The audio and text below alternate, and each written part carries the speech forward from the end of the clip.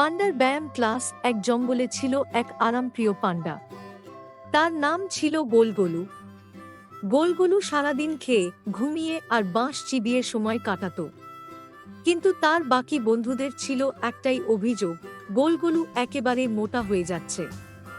একদিন খরগোশ বলল, গোলগোলু, তুমি যদি ব্যায়াম না করো একদিন হাঁটতে পর্যন্ত পারবে না। গোলগোলু হেসে বলল, ব্যায়াম? ওটা তো শুধু দৌড়ানো আর ঘামানো।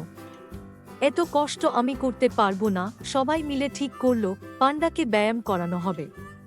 তার জন্য তারা এক বিশেষ ক্লাসের আয়োজন করল।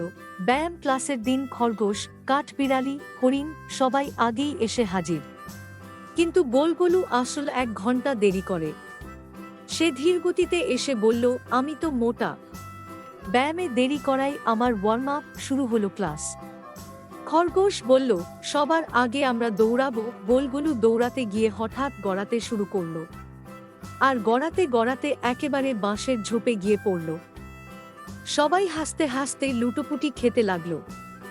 গোলগোলু উঠে বলল, আমি দৌড়াতে পারবো না, এবার কোনো সহজ ব্যায়াম দেখাও। তখন কাঠবিড়ালি বলল, তাহলে লাফানোর চেষ্টা করো। গোলগোলু এক লাফ দিল, কিন্তু ওজনের চাপে মাটিতে ধপাস করে পড়ে গেল। এবার সবাই হাসতে হাসতে বলল, গোলগোলু, তুমি তো আমাদের হাসির ব্যায়াম ক্লাস বানিয়ে দিয়েছ। গোলগোলু তখন গম্ভীর মুখে বলল, ব্যায়াম করার দরকার কি, যদি হাসি ঠাট্টাতেই সবাই সুস্থ থাকে? আমি বরং তোমাদের হাসিয়ে সুস্থ রাখব। সেই দিন থেকে পান্ডা গোলগোলু হলো জঙ্গলের হাসির গুরু। আর তার একমাত্র ব্যায়াম ছিল সবার মুখে হাসি ফোটানো।